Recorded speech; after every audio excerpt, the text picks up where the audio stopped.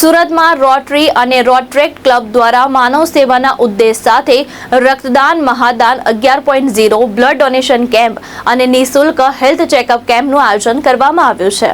સુરત શહેરમાં રોટરી તથા રોટરેક્ટ club of Surat દ્વારા દર વર્ષે યોજાતો ગૌરવપૂર્ણ સિગ્નેચર પ્રોજેક્ટ રક્તદાન મહાદાન આ વર્ષે પણ યોજાઈ રહ્યો છે।